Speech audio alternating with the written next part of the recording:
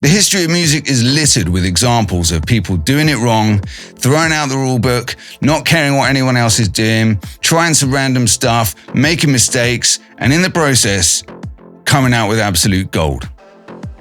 So the question is, why are so many of us attached to the idea of doing it right? Where do these rules come from? And what would happen to our music, to our careers, to our development if we just threw them all out? Welcome to Power Producer TV. Let's get into it. We'll go higher. We're making music, not baking a cake. So why is it we feel like we've got to follow the instructions? Like we've got to follow the correct procedure? I guess it's understandable to a degree, especially when we're just getting going with music production. You know, maybe we don't have as much confidence, as much experience. We're still learning. And so, what do we have? We don't have a recipe book telling us to put the oven on at 200 degrees C and, line the baking tin and, use X hundred grams of sugar and X hundred grams of flour and butter. We don't have that. We have lots of YouTubers, lots of courses, lots of mentors telling us the right way to do things. And that creates a kind of mental rule book about how to do stuff. Like high pass everything that isn't a kick or a bass. Or, when you're loading up a compressor, set it to 4:1 and then reduce the threshold until you get 2 to 3 dB of gain reduction, that kind of stuff. Rules of thumb. But they're still rules. And I think that's a problem. We can get the rules from other people in the way that I just described. But what I've noticed is that quite often we create rules for ourselves. I know this from the people I've mentored, and I know it from myself as well. And actually, when I discovered other people do it too, it was actually a bit of a surprise to me because I thought I was the only one. And when I eventually got into mentoring other producers, I realized just how common it is. It was a real surprise to me. And it also occurred to me that it's not immediately obvious to us always that we do it. So we can kind of create these rules that we have to work to when we're producing a track and not even know we're doing it. So a couple of ones I've come across include when you've produced like a 8-bar section of a track and you're going to repeat it, but evolve it slightly, maybe add another 2 sounds or something. And when you repeat that section and introduce 2 new sounds, the sounds that are carrying over from the previous section have got to be exactly the same. That's super common that people believe that. They think, well, it was like this on that first phrase, therefore on the second phrase, those parts have got to stay the same. No, they don't. They totally don't.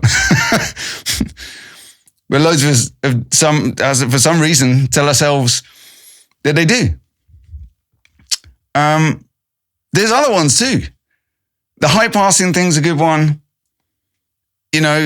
Some of these we pick up from the internet, from, teachers, mentors, whatever, and we think, oh, well, that's the right way to do it. And we hold on to that.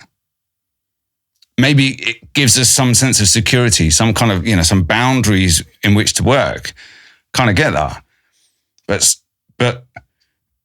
some of these, some of them are just not helpful. I know another producer who used to believe that you need to make your own samples. Because if you don't, you're kind of cheating. You're taking the easy route.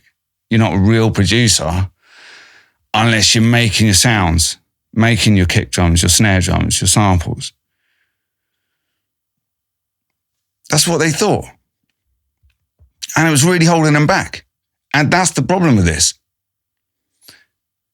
is that a lot of these rules that we can create for ourselves, while they might somehow give us the sense that, okay, we're following the right way, we're doing it the right way.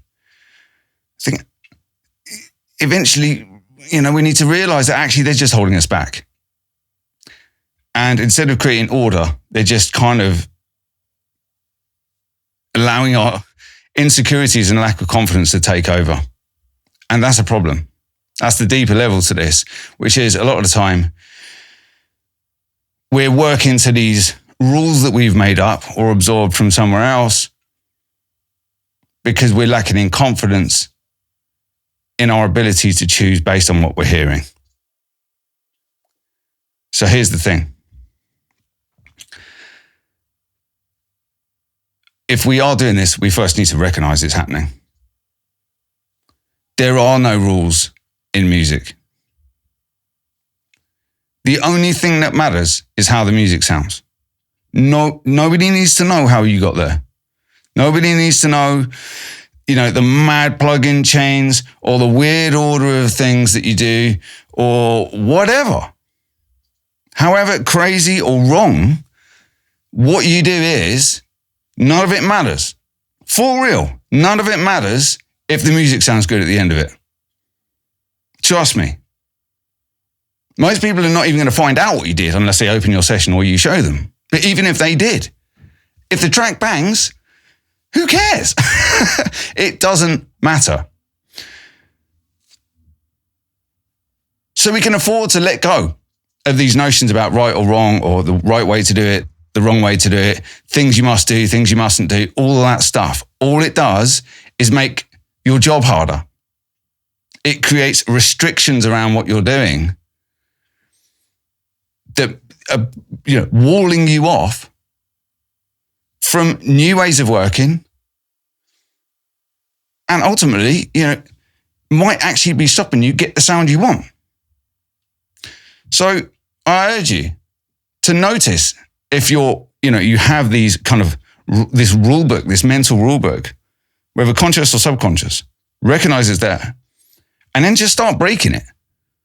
Start breaking it. I'm giving you the authority to not care about those rules and just to do whatever. Yep, whether you put the EQ before the compressor or the compressor before the EQ, just do it whatever. Try it both ways. Do it different each time. It doesn't matter. If it sounds good, it is good. That's a phrase you'll hear all over the internet, but it applies most to this situation. These rules that we work to, that most of the time just come from in here and stem from a lack of confidence, which itself stems from a lack of experience. And if we can just give ourselves the right, the authority, the license to do weird stuff, to mix it up, to throw the rule book in the bin, in my experience, from the people I work with, once we start to do that, you start to build that confidence. You start to evolve ways of working to get you the result that you want. And you know what? Doesn't even matter anymore if it's the same way that other people do it. Because where we want to get to with all this is the ability to not even care how anyone does it. For that to be really irrelevant to our own process. Because eventually what you'll discover when you get to that place is that discovering how someone else does it is interesting. Oh, that's cool. You do it like that. Oh, you do it different. Okay, cool. I do it this way. It's that simple. But it does require a certain amount of confidence in how you do things in order to look at how other people do things in that way. But that starts from recognizing the barriers we're putting up for ourselves in our creative process when we're making a record, and just start deconstructing them and stepping into that creative license to do whatever the hell you want in any way you want to do it. Because the only thing that matters is that the record sounds good at the end of it. I'll see you next time.